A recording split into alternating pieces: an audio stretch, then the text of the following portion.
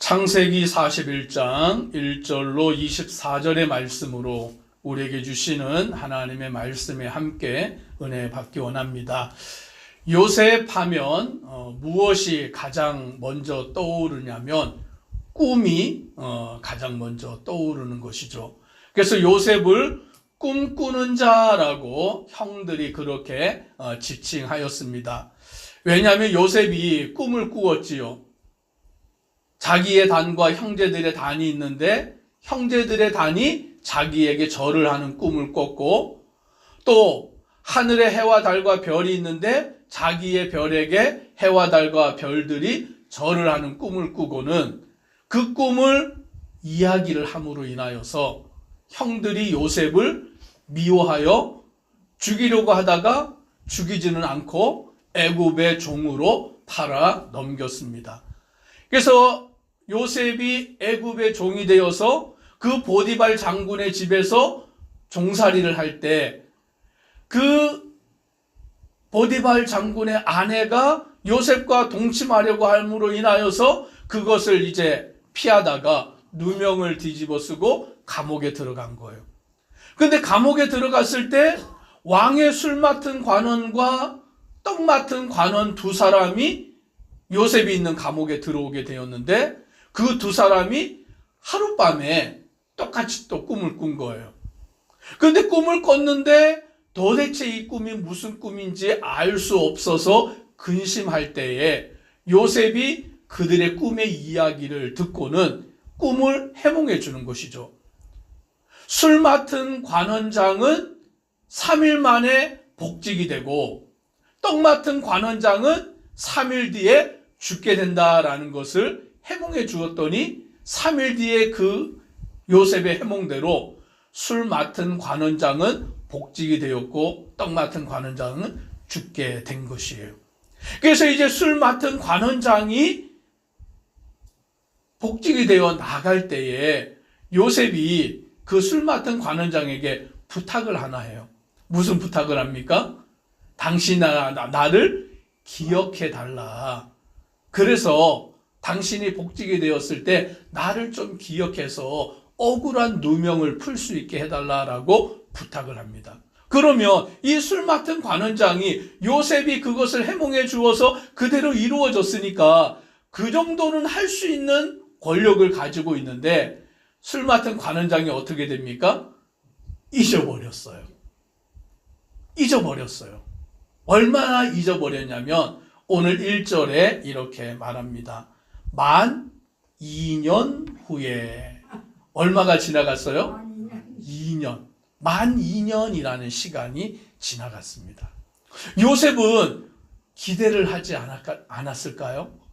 술 맡은 관원장이 나를 생각해서 내 누명을 풀어주고 나를 이 감옥에서 나올 수 있게 하지 않을까 기대하지 않았을까요?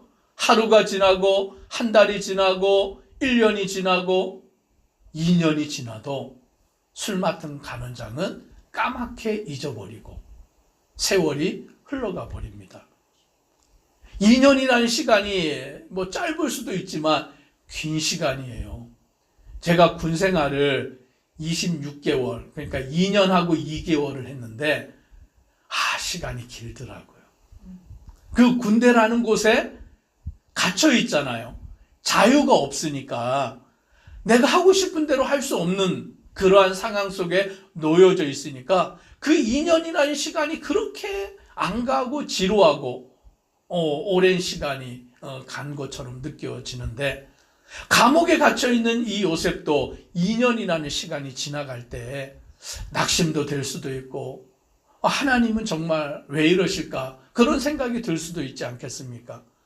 그런데 다 하나님의 뜻이 있는 줄 믿습니다.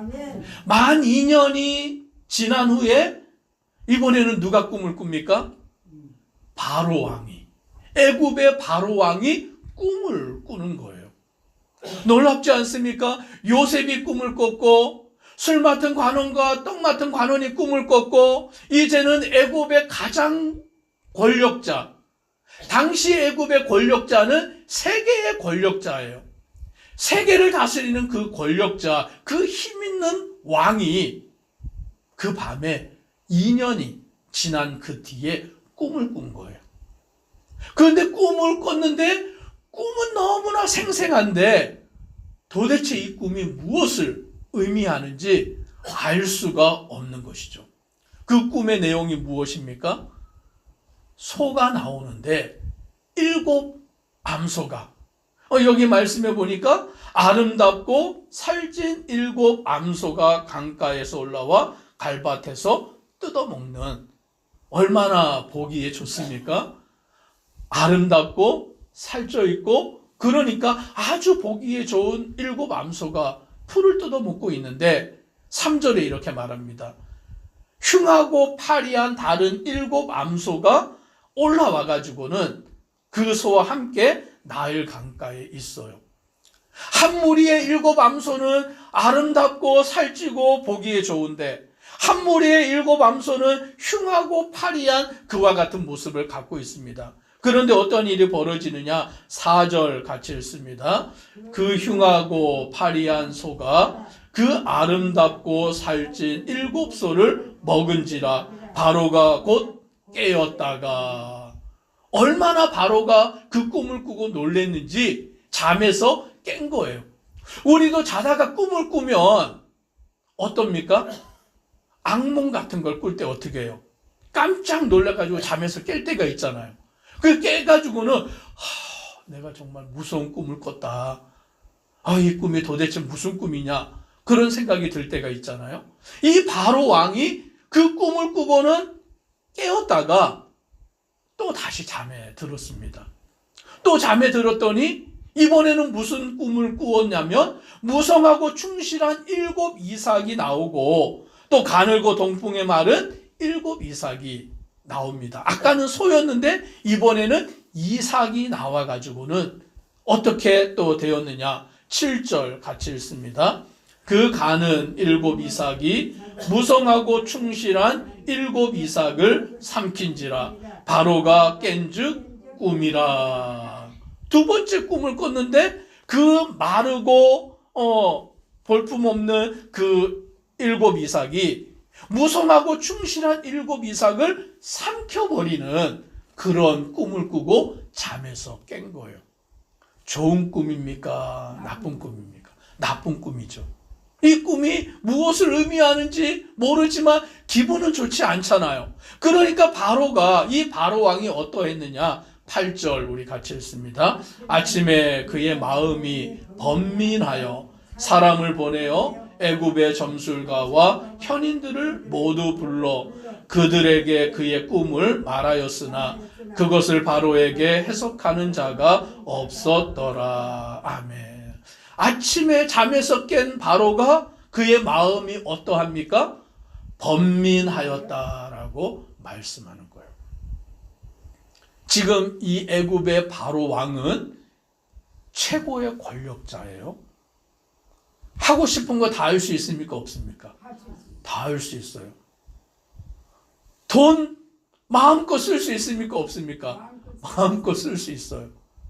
자기가 명령 한마디로 저 사람을 살려라 하면 살리고 이 사람을 죽여라 하면 죽이고 무슨 건물을 지어라 하면 짓고 전쟁을 해라 하면 전쟁을 하고 이 바로의 말 한마디에 모든 일이 다 이루어지는 것이죠.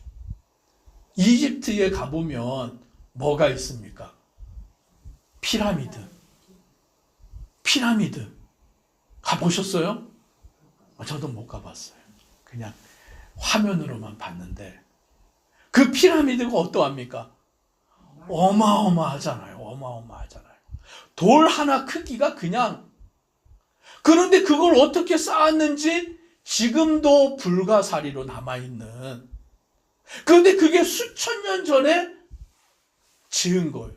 바로 왕이 명령하여서 사람들이 지어서 무덤으로, 그게 사실 무덤이잖아요. 왕의 무덤.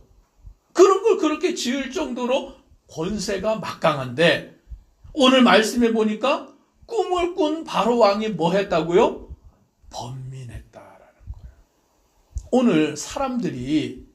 돈이 많아도 뭐 할 수 있습니까?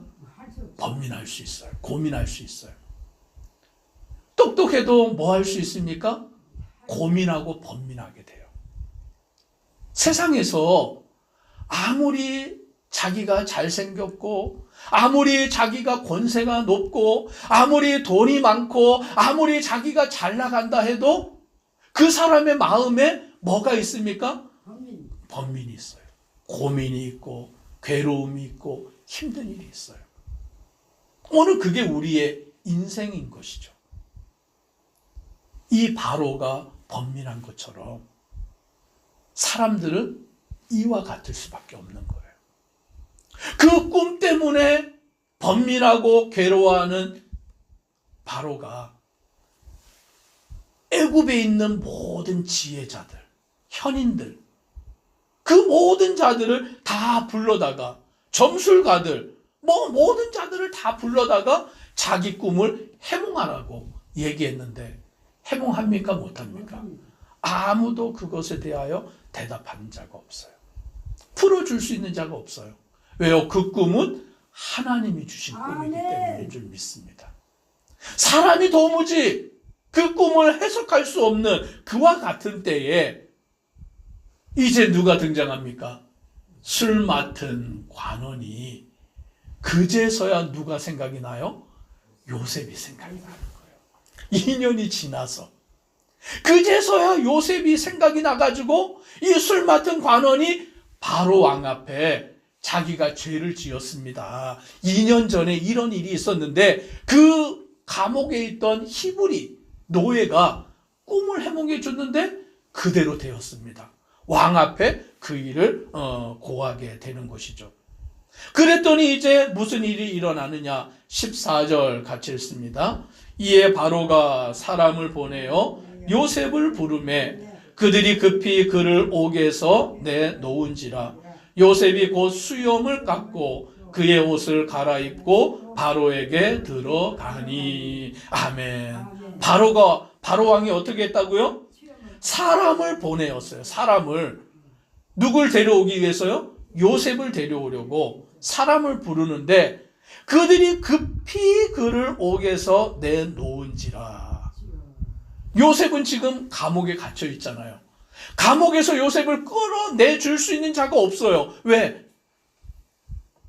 애굽의 바로 다음 가는 보디발이라는 사람이 요셉을 감옥에 가두었기 때문에 누가 요셉을 꺼내줄 수 있겠습니까? 한 사람밖에 없는 거죠. 바로 왕. 그 바로가 요셉을 데려와라 라고 명령하니까 급히 그 명령이 떨어지자마자 황급히 오늘 요셉을 감옥에서 내어놓고 수염도 깎이고 옷을 갈아입히고 바로 왕 앞에 그를 데리고 가는 거예요.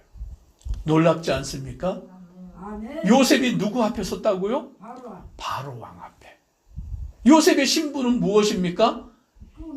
히브리인, 그리고 노예, 그리고 감옥에 갇힌 자. 그는 소망이 없는 자예요. 아무 희망도 없는 그와 같은 자인데 오늘 하나님이 요셉을 바로 왕 앞에 서게 만드시는 줄 믿습니다. 오늘 이게 하나님이 행하시는 역사예요. 아무리 요셉이 똑똑해서 아무리 자기가 노력한다고 히브리인으로 노예로 감옥에 있는 요셉이 바로 왕 앞에 설 수 있느냐? 못하는 거죠. 그런데 하나님이 그 일을 이루어 가시는 것입니다. 그리고는 바로 왕 앞에 섰을 때에 바로가 요셉에게 너는 꿈을 잘 해석한다고 내가 들었다. 내 꿈을 능히 풀 줄 안다 라고 말하니까 요셉이 뭐라고 대답하느냐? 16절 같이 읽습니다. 요셉이 바로에게 대답하여 이르되 내가 아니라 하나님께서 바로에게 편안한 대답을 하시리이다. 아멘. 요셉이 누구를 나타냅니까? 하나님을 나타내는 거죠. 내가 꿈을 해석하는 자가 아니라, 내가 왕의 꿈을 해몽하는 자가 아니라 하나님이 하실 줄 믿습니다. 하나님을 전하는 거예요. 하나님의 영광을 나타내는 거예요. 오늘 저와 우리 성도님들이 이와 같이 되기를 주님의 이름으로 축복합니다. 우리 주변에 잘 나가는 사람들이 있을 거예요. 돈 걱정 안 하고 뭐 아무 걱정 없이 잘 사는 것처럼 보이는 사람들이 있지만 그들에게 다 뭐가 있다고요? 고민이 있어요. 번뇌가 있어요. 괴로움이 있어요.